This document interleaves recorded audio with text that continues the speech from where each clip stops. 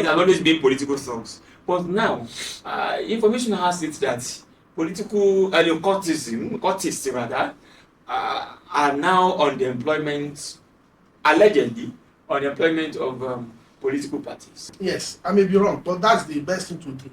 Unless the controversy will rage. It is another very beautiful day, and welcome to another edition of Insightful Moment. My name is Jare Tiamiyu.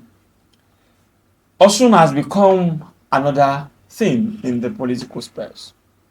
It has become a battleground with killings, mayhem, crises ranging from different parts of the state.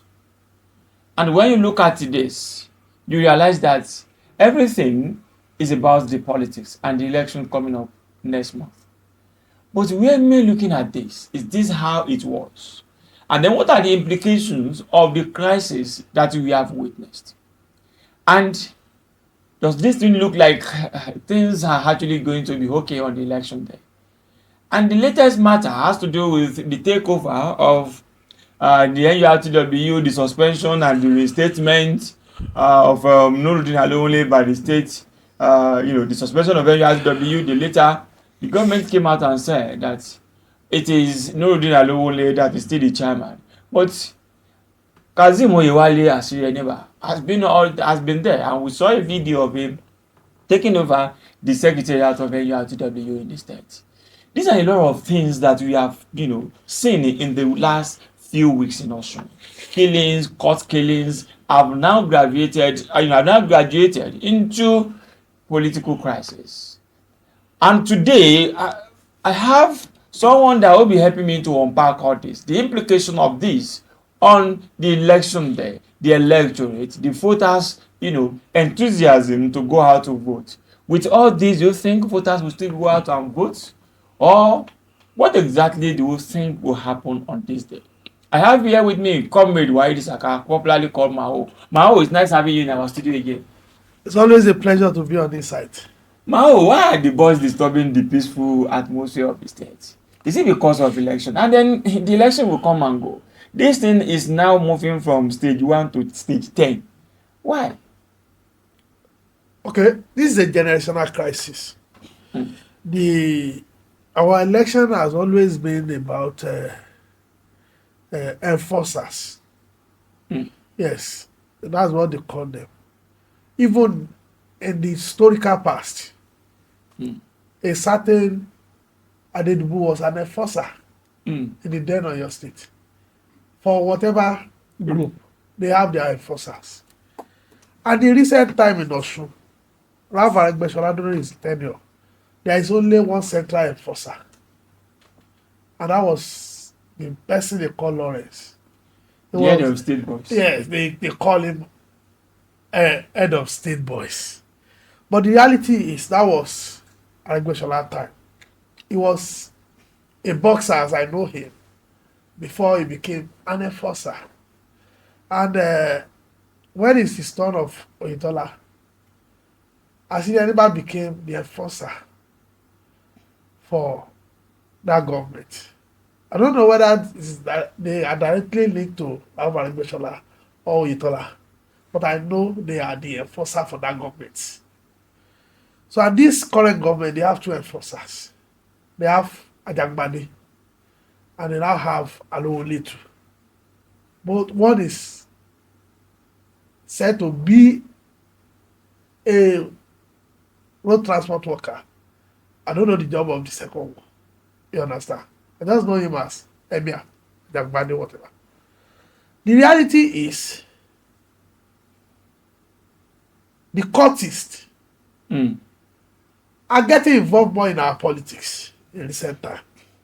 Originally, we used to have talks. Like we jokingly say that there are some elite talks too. That they have this aura of being a politician.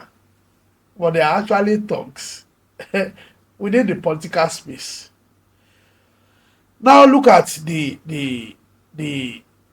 trajectory of state boys to Ashiri, NURTW boys to Alowole, NURTW boys. There has always been crisis. And in recent time, they have been killing themselves. In fact, also, I call it, also is becoming a killing field.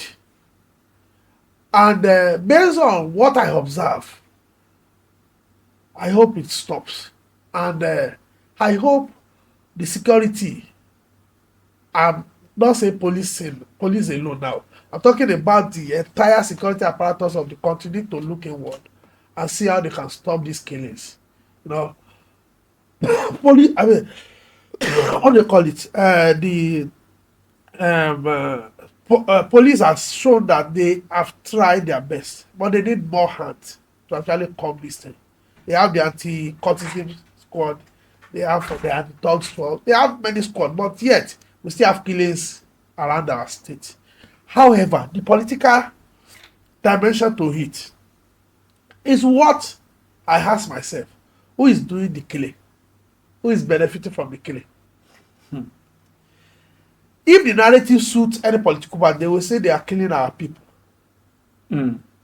But if the narrative don't suit them, they will say that a social political party is killing our people.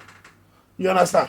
But the reality is that, like Yoruba will say, Agbonse, Olokose, Agbonse, Oyese, Oju Olokore, come we. You know, everybody is innocent on this charade until the police do their job. And we know they have been doing their job in recent time by the arrest of the person they said is the alleged killer of the young man from Ilobu. You understand? He has been arrested. And we have some people who are still carrying murder case around. You understand? And they are still moving around for whatever reason. So for me, that's the political dimension to it. The political elite are doing more harm to our body politics than the thugs.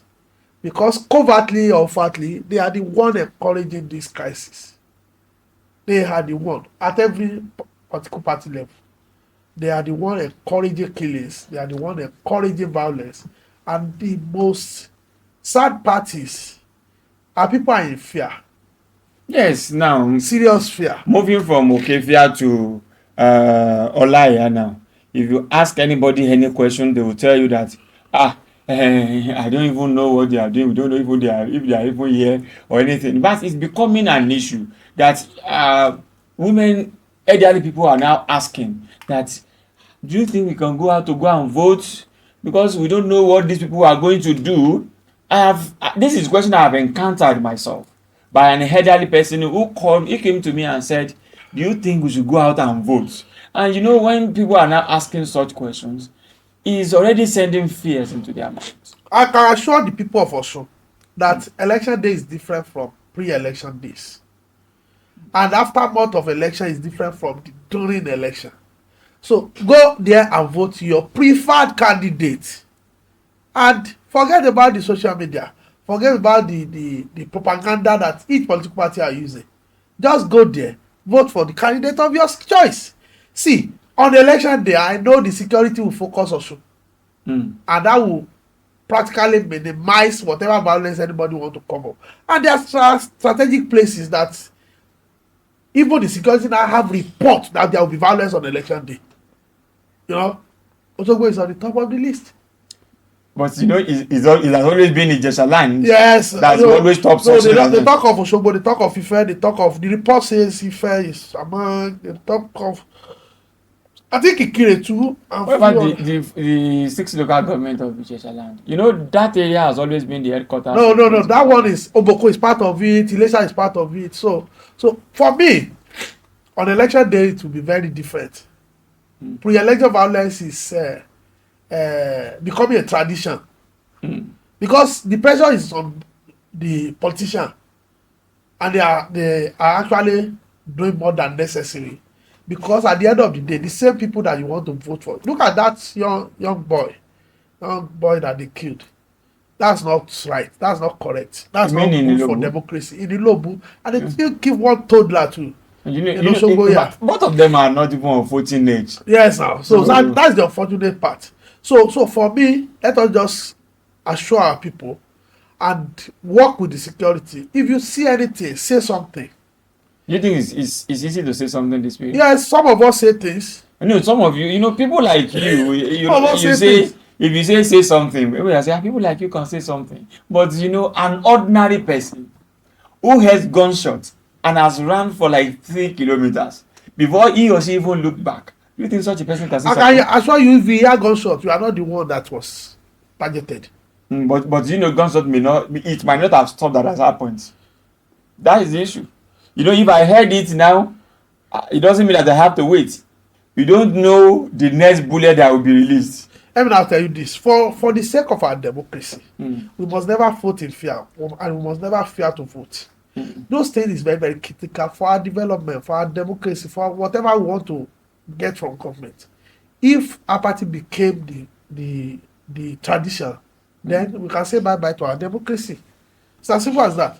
So, but I want to ask you, and then I want to ask you, If we have to do peace rally, if we have to do peace rally to assure our people, we will do it as democratic enthusiasts, as development partners, as even media practitioners. We should do it to assure our people and to call out whoever we think is actually fomenting this trouble. Me, if I know the culpability of the leading one without necessarily sounding political, I will call them out. So are you telling me that you are not aware of the political parties that are fomenting the troubles? I can assure you that the problem is not the political party. Okay. The problem is the one fomenting it at the point that we are talking. It's not mutually it's mutually exclusive to all the parties. They are doing it to themselves. They know it. So I mean, at least the leading political parties. When you say the leading political parties, you are referring to Accord and APC. You don't want me to mention them. So I actually wanted to mention it. That was how I asked you. They are the one doing it to themselves. They know it. So there is this another. You have also talked about it, and that is the latest development. Okay. Before, it has always been political thugs, but now information has it that political cultists rather are now on the employment, allegedly on the employment of political parties. Have you seen something that is similar to that? There are killings that they are talking about, that the generality of the people understand this is not political. This is court related. But because politicians want to achieve political point, they will say that person that they kill is our member. And how do you verify that it's not their member actually? That means, like you have one vote, I have one vote. Cultists actually have their own votes too. You understand? But the criminality side of it is what we should come. The way they are operating is endangering our democracy. Cultism has always been here. You understand? There are traditional institutions in Osun here that we know, even if you mention their name, what comes to your mind is cultism. You understand? So if that is the direction, then politicians need to dissociate themselves from it. They should not scorching political gain from cult-related killings. Just say the truth and shame the devil. It's not too much. Oh, let me now talk about this, which is very important. We have been talking about our crisis, and that is the problem that I have.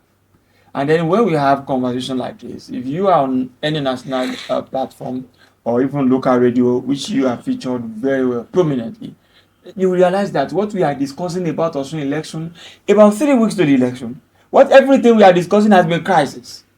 Nobody is discussing the agenda. Are you not worried? I'm very worried. Discussing the agenda. Let me tell you something. I'm very, very concerned about this. Is Osun, the backbone of the den of your state, with the knowledge, with the caliber of people that put themselves here.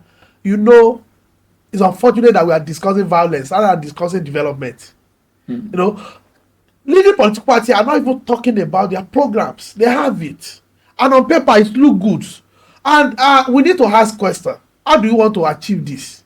You understand? Critical questions are not being asked from leading political parties. It's unfortunate, but the reality of our moment is that, do they actually want to tell us those stories?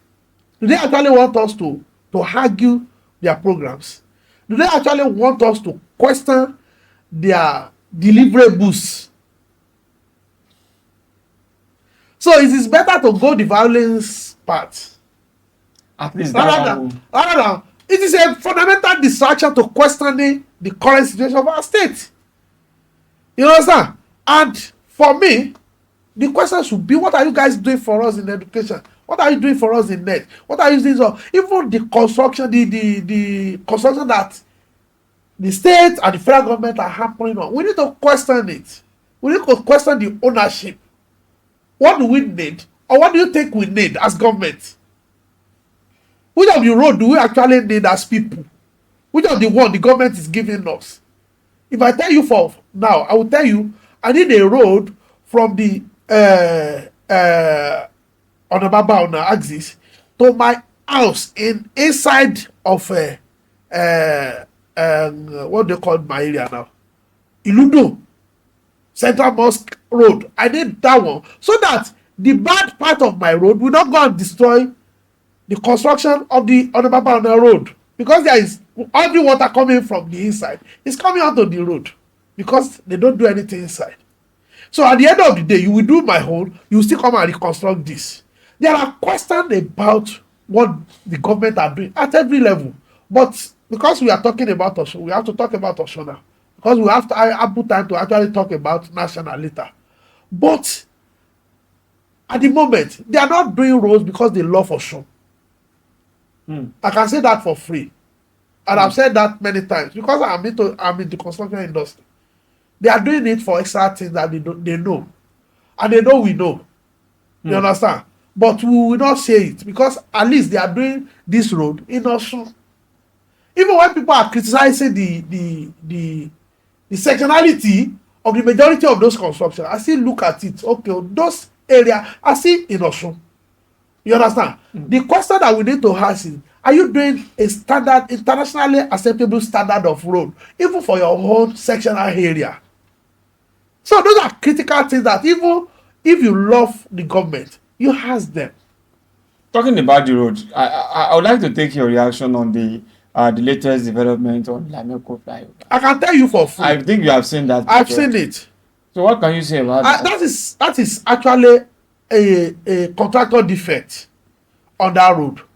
You understand? It is a fundamental contractor. Are you not defect. blaming the ministry? And I will blame the government. I will tell you why I will blame the government. Because you pay the piper, you have to dictate the tune.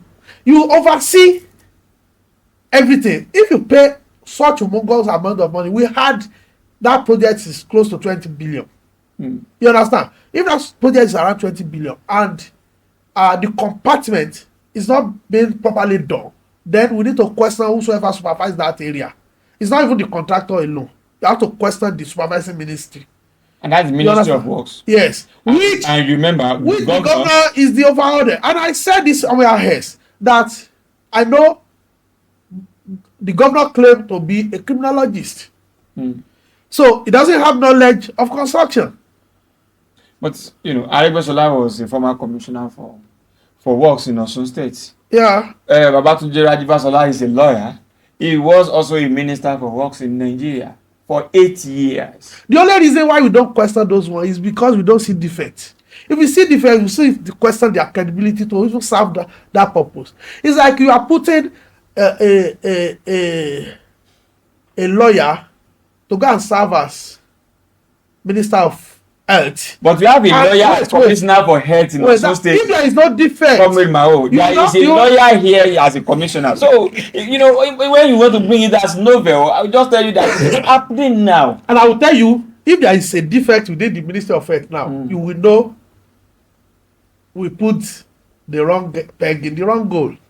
You understand? So the reason why we are even questioning that construction is because of the defect. If there is no defect, we won't question them. Politicians can question it.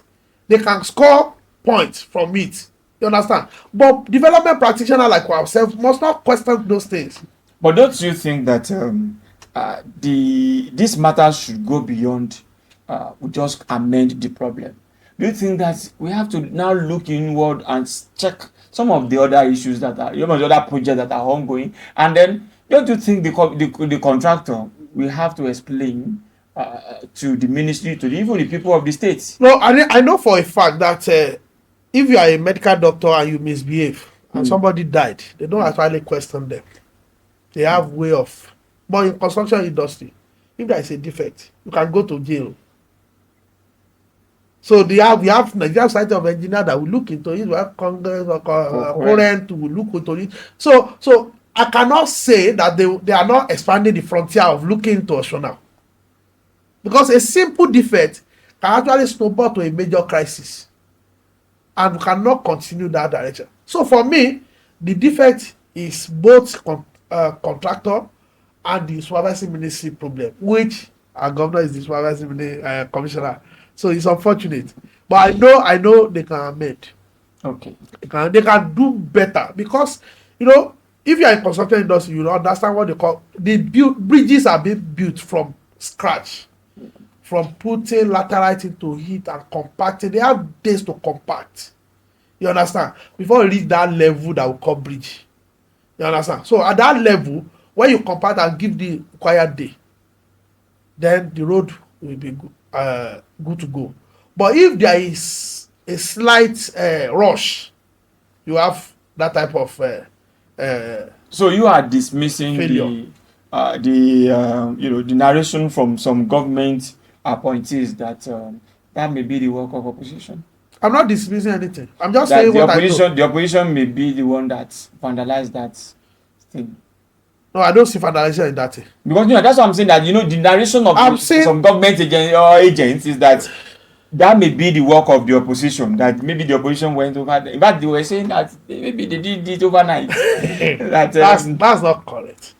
That's politics taken too far. You understand? Even the opposition that are scoring points on it. We have a history in Osun. When this Olaya bridge was constructed, somebody somewhere, your brother, the Honorable Commissioner for Information, said it failed brain test. Now, if the opposition politicians are saying that one failed brain test too, you cannot blame them. You understand? But from all of us, we are not looking at their brickbats. They are throwing things around. We are looking at issue of professionalism. We are looking at issue of development. We are not doing their politics. We are saying, okay, this thing can be. Even they cannot go and reconstruct immediately. If they want to do it right, they have to recompact that area and allow it to go down, because it's just lateral is giving way underneath. Because of rain. Yes. It may not be even because of rain. Lateral, when a lot of cars is passing through that place, can actually recompact. Lastly, I would like to have your reaction to the latest developments around the URTW. Okay. Alowole has been the chairman, and now Asireniba has staged a comeback. The government has said Alowole is still the recognized chairman. The Argon, the APC chairman of local governments, are also saying Asireniba is the caretaker chairman recognized. And it is becoming another issue. Some people are now attributing it to, the government side. I heard, maybe I've heard Honorable Bamidele Salam that said it has to do with the election logistics. That they are putting in Asireniba because APC wants to hijack the election logistics, because INEC will work with the URTW for distribution of election materials. What exactly do you think is happening there? What do you see as the solution? Do you think, and then what's your advice to the INEC that has been brought into this? It's just a stray bullet hitting the INEC where they are. For me, INEC should look elsewhere for the transportation. In fact, the logistics they should look elsewhere. For me. Okay. Yes, I may be wrong, but the best thing to do, unless the controversy will rage on at the end of the election. We don't want election of controversy. Let anybody that win, and let whosoever will lose go and leak their wound. But the reality is, we have reached a level that even we need logistic companies to carry out the activities of INEC, not the NURTW. There has always been trust issue around it every election. You know it. You know, the last election, it was as serious as the chairman. Mm. You understand? You know the controversy around it. You know all those stuff. Now, for me, as it was the former chairman that was summarily thrown out of the office. Like the NURTW culture, they always stage a comeback. They always fight their battle, their way. The only thing that is new is that government is encouraging war. The opposition is encouraging war. So it is a fight between the politician. It's not even the NURTW now. But they know their leader. Even before Alowole, it was said that Alowole was never a member of the NURTW. You understand? That was the story there. But the government wants him there. And NURTW nationally always kowtow to the government of the state. So it happens. But now, yesterday, Mr. Governor said they banned NURTW and the activity on the road. This morning, the governor or the spokesperson is saying another thing. That's the way they want to do their thing. For me, INEC must not get into the arena with them. It will be counterproductive for our election. And if I am in the shoe of either Alowole or Ashiri, I will challenge my removal in court. And there are issues of killings. Yes. They are accusing one another of killings. In fact, I even saw one court. But you know, some people are asking which Congress brought in Alowole, if I may ask you. That's the issue. No, you now see that traditionally. Which Congress also brought in Asiri? So the two of them have never been elected at any Congress. So maybe, you know, when you said they should challenge it at the courts, I think they should firstly answer the question of okay. How did they get there? If this is about streets know how to settle themselves. Maybe that. But on this one, if street want to actually settle it, it will be a fight to finish. It is battle of the titans. Ordinary people may suffer from it. People that are selling things at the park and stuff like that. So it will be very unfortunate if you continue that route. Also, it's too grounded for us to go that route. For me, let them go and challenge their whatever position. You know, you raised the issue of Algon. I think Algon is claiming that they have rights to park. That's the truth, according to the law. You understand? But traditionally, even the local government, the governors are taking over local government. Remember how your state governor said they don't want local government autonomy? He said it expressly. It's not even by conduct. Many of them are saying this by conduct. But he said it openly and expressly that no, I don't want this. So for me, it is a long battle. But this thing will go down after we the Algon that we are talking about, do they have legitimacy? You know, they have been signed by court. Yes. As far as I'm concerned, that's the position of law. If they challenge it in court, I don't even know yet. But as we speak now, there is no stay of execution. So do you think that they even have any legitimacy? Even they themselves as the chairman, they don't even have legitimacy to. No, is it about stay of execution or is it about court appellate? The courts, High Court has sacked them and asked them to vacate that their tenure. And they have how many days to appeal? You have appealed, but there is no stay of execution. I don't know.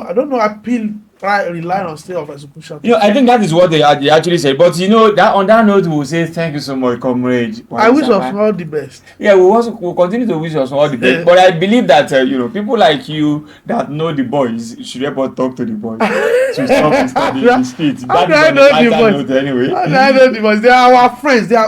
All those boys are actually our friends. That's why I said you know them. And the reality is, I know almost all of them. But the reality is, don't die in their war. That's just the basic. Thank you so much, Comrade Waheed Saka, for that very insightful moment. Please ensure you don't die in their war.